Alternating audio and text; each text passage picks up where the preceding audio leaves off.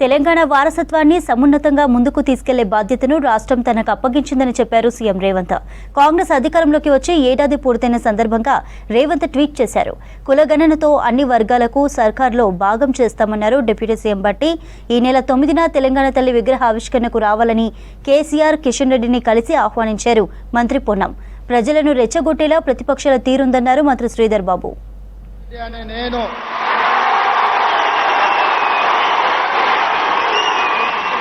తెలంగాణ వారసత్వాన్ని సగర్వంగా సమున్నతంగా ముందుకు తీసుకెళ్లే బాధ్యతను రాష్ట్రం తనకు అప్పగించిందన్నారు సీఎం రేవంత్. కాంగ్రెస్ పాలన ఏడాది పూర్తయిన సందర్భంగా ఎక్స్లో ట్వీట్ చేశారు సీఎం. ప్రజాస్వామ్యానికి రెడ్ కార్పెట్ పరిచి అవనిపై అగ్రభాగాన తెలంగాణను నిలిపేందుకు కృషి చేస్తారన్నారు సీఎం రేవంత్. నిరంతరం జ్వలించే ఈ మట్టి చైతన్యమే స్ఫూర్తిగా విరామం ఎరుగక ముందుకు సాగిపోతామన్నారు. పోరాటాలు, ఉద్యమాలు, త్యాగాలు, ఆత్మ బలిదానాలతో పాటు ఆకాంక్షలు, ఆశయాలను వీలునామాగా రాసి గతేడాది డిసెంబర్ 7న తెలంగాణ అధికారాన్ని చేతిలో పెట్టిందని ట్వీట్ చేశారు CM Revanth.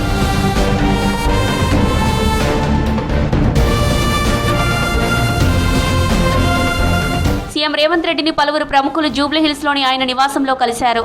Telangana film development corporation chairman గా నియమితులైన ప్రొడ్యూసర్ దిల్ రాజు సీఎం రేవంత్ తో మీట్ అయ్యారు. టీఎఫ్డీసీ చైర్మన్ గా నియామకంపై సీఎంకు కృతజ్ఞతలు తెలిపారు దిల్ రాజు. అంబేద్కర్ ఓపెన్ వర్సిటీ వీసీగా నియమితులైన ఘంటా చక్రపాణి సీఎంను మర్యాదపూర్వకంగా కలిశారు.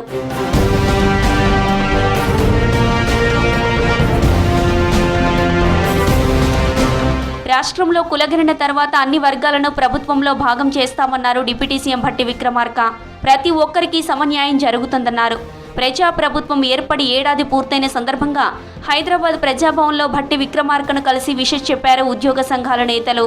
ఉద్యోగుల సమస్యలపై నేతలతో చర్చించారు భట్టి విక్రమార్క.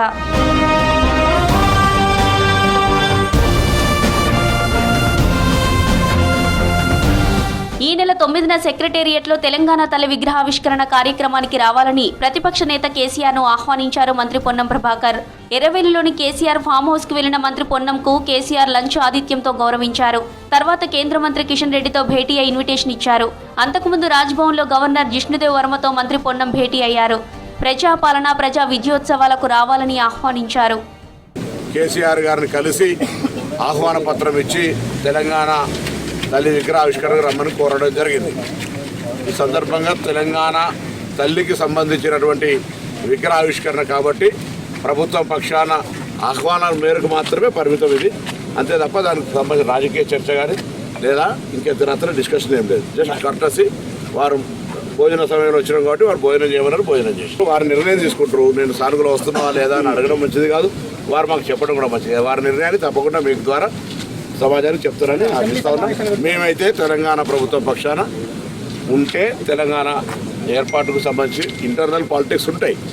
తెలంగాణ రేపు కేంద్రం నుంచి కావచ్చు లేదా తెలంగాణ అభివృద్ధికి సంబంధించి అందరం కలిసి అన్ని రాజకీయ పార్టీలు తెలంగాణ అభివృద్ధికి సంబంధించి కలిసి ఉండాలని కోరుకుంటా ఉన్నాం.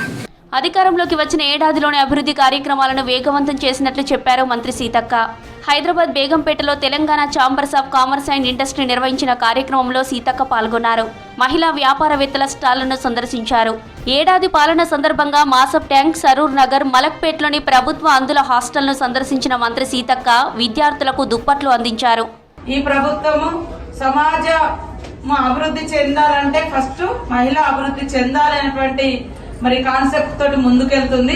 అందుకనే సీఎం రేవంత్ రెడ్డి గారు కూడా 1 కోటి మంది మహిళల్ని కోటీశ్వరులు చేయాలి అనేటువంటి లక్ష్యంతో అనేక ప్రోగ్రామ్స్ ఏర్పాటు చేసి గ్రామీణ ప్రాంత మహిళలకు కూడా వాళ్ళు తయారు చేసేటువంటి ప్రొడక్ట్స్ కూడా హైదరాబాద్ లెవెల్లో సేల్ చేసుకోవాలని 500 కోట్ల విలువ చేసేటువంటి శిల్పారామాన్ని వేదికగా 2 రోజుల క్రితం నిన్నగాక మొన్ననే మనము ఓపెన్ చేయడం జరిగింది. రాష్ట్రంలోని ప్రతిపక్ష పార్టీ నేతలు ప్రజలను రెచ్చగొడుతున్నారని ఫైర్ అయ్యారు మంత్రి శ్రీధర్ బాబు.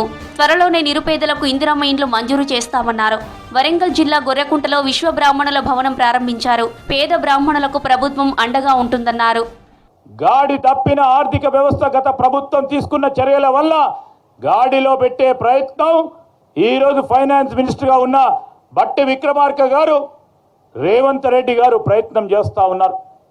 గాడిలో పెట్టి ప్రతి ఒక్క మాటను నిలుపుకునే కార్యక్రమం చేయబోతాం. వేములవాడ రాజరాజేశ్వర స్వామి ఆలయంలో కోడెలను అక్రమంగా విక్రయించినట్లు వచ్చిన వార్తల్లో నిజం లేదన్నారు మంత్రి కొండా సురేఖ.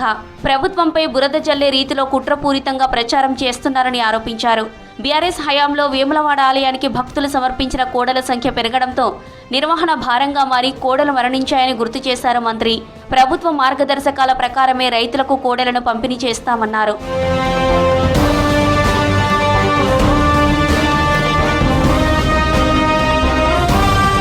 నిజాం సాగర్ ప్రాజెక్టు కౌలాసకోటను పర్యాటకంగా మరింత అభివృద్ధి చేస్తామని చెప్పారు మంత్రి జూపల్లి కృష్ణారావు. కామారెడ్డి జిల్లా జుక్కల్ నియోజకవర్గంలో పర్యటించిన మంత్రి జూపల్లి మద్నూర్లో young India integrated residential school బిల్డింగ్కు భూమి పూజ చేశారు. మద్నూర్ వ్యవసాయ మార్కెట్ కమిటీ పాలకవర్గం ప్రమాణ స్వీకారోత్సవంలో పాల్గొన్నారు మంత్రి జూపల్లి.